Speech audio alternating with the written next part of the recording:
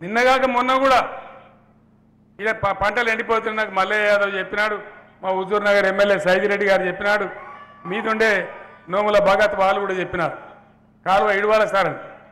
వాళ్ళు కానూన్లు చెప్పబోతే నేను దాని నాడు పొలాలు ఎండిన తర్వాత నీ కానూన్ ఏమని కావాలరా నాకు అర్థం కాదు, నీళ్ళు ఇడవమని చెప్పి ఇడిపించినాం. ఇప్పుడు నేను చూసుకుంటూ వచ్చినాను, పంటలు బతికి ఉన్నాయి. ఇంకొకసారి కూడా కావాలి నీళ్ళు ఇక్కడికి నాకు తెలుసు. ఇంకొక 15 రోజుల తర్వాత వచ్చినట్టయితే మిగిలి ఉన్నటువంటి పొలాలు కూడా పండుతాయి, వారికి నీళ్లు తెచ్చిచ్చే బాధ్యత నాది అనే మనవి చేస్తా ఉన్నా. అదేవిధంగా కోదాడకు కానీ అంటే సాగర్ ఆయకట్టు కింద ఉన్న నల్లగొండ కావచ్చు, ఖమ్మం కావచ్చు, ఇప్పుడే మా శశిధరెడ్డి నాతో చెప్తా ఉన్నాడు, నా పక్క కూర్చున్నాడు అన్నాడు, మొదటి నుంచి ఉద్యమంలో ఉన్నాడు కాబట్టి నాతో చెప్తా ఉన్నాడు. ఏం చెప్తా ఉన్నాడు అంటే, అన్న ఏ రోజుకైనా ఈ కృష్ణా నదిలో ఈ వాటాలు పోటాలు మాకు పంచాయితే ఎట్లన్నా చేసి ఆ కాళేశ్వరంతో మాటిపోగలిపితే మా పీడ పోతుంది అని ఆయన చెప్తా ఉన్నాడు.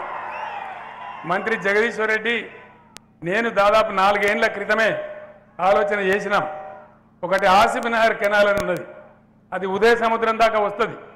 ఆ దగ్గర నుంచి కాళేశ్వరం జలాలు మూసి దాటిచ్చి ఆ ఉదయ సముద్రంలో పడగొడితే ఆ నుంచి డైరెక్ట్గా వచ్చి పెద్దదేవులపల్లి చెరువులో కలుస్తాయి.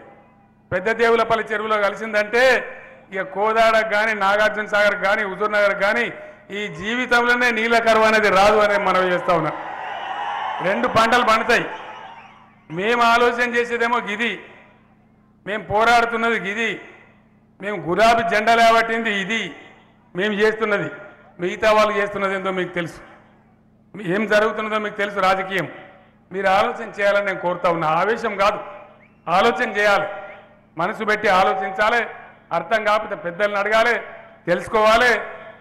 నిజాలు గమనించి మనం ఎప్పటిదాకా నిజం వైపు నడవమో అప్పటిదాకా మనం ఓడిపోతూనే ఉంటాం. ఇవాళ ఒక మాట, కోదాడ నడిగడ్డ మీద నిల్చుని నేను అడుగుతా ఉన్నా మిమ్మల్ని అందరినీ,